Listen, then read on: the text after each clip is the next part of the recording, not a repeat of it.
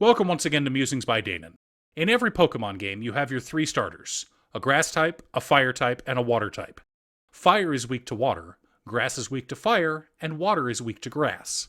This kind of energy relationship is a rock, paper, scissors type of balancing you'll often see in games or fantasy series, but could become much more complicated with the introduction of other types of energy. For example, in One Piece, Luffy was able to completely ignore all the attacks made by Enel.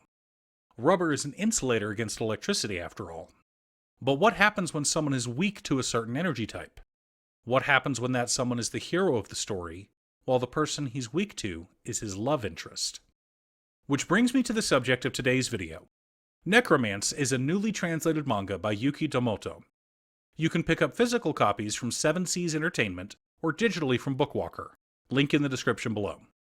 Our story begins at a funeral. The Demon King descended on the realm a year ago and sealed away God. Monsters roamed the land and all hope was lost.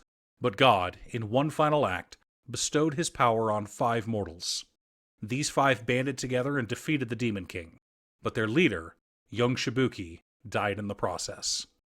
As the Demon King fell, he threw out one final curse at the Grand Saintess and childhood friend of Shibuki, Safi.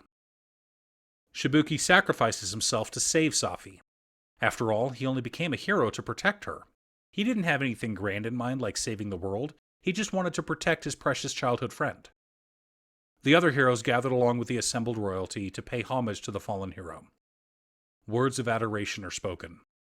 Tears are shed. Shibuki, lying in his coffin, is moved by all the kind words being spoken about him. He knows he's dead, but it's still nice to hear such compliments from his friends. Safi, tears streaming down her face, sends a prayer up to God. A holy burst of light descends from the heavens, and Shibuki's coffin ignites. Which hurts! Shibuki leaps from his coffin. Everyone is shocked, but they believe the tears and fervent prayer of the Grand Saintess must have somehow restored the fallen hero to life. Instantly, tears of mourning are replaced by cries of joy. Celebration grips the citizens of the capital. Lavish rewards are heaped on the heroes. Word of the miracle spreads like wildfire. The citizens cry out to see the man who saved them. Shibuki, along with his stalwart companions, move to a balcony overlooking the assembled crowd. Their cheers are deafening as it is announced that the hero not only lives, but has defeated the Demon Lord. The land is safe, and though some lands were devastated by the rampaging army of demons, reconstruction can begin.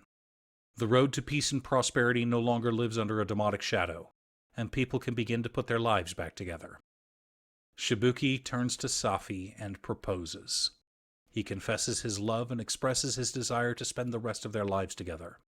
Safi agrees and leaps into Shibuki's arms, and sets him aflame with her overwhelming holy energy. Undead are an abomination to all things holy. Divine energy is anathema to them. They cannot stand the touch of holy energy. At the same time, holy magic can be used to heal the wounds of mortals or bring comfort to the downtrodden. It is righteous energy, the greatest weapon mankind has against the forces of darkness. And the hero, the man who defeated the Demon King, the man who wields the holy sword, just got set alight as if he were a zombie by his fiancée. Discussing it later, the party comes to the conclusion that the Demon King must have survived the fight, otherwise this curse wouldn't still be active. And so they decide to hunt down his remains before he can reestablish his army. All the while, a young, loving, hormonal teenage couple can't touch each other, or one of them catches fire. And so ends the first chapter of Necromance. The series is delightful but a little short. It was only published until chapter 46 and then cancelled due to poor sales. Maybe if it gets popular enough it'll get picked back up again, but I'm doubtful that will happen. For now, if you want a fun, slightly ecchi fantasy story, you should pick up Volume 1 of Necromance today. Thanks for tuning in. As always, a huge shout out to my editor Cute Stuff. I couldn't make these videos without her. If you'd like to hire her to edit your own videos, there's a link to her Fiverr page below.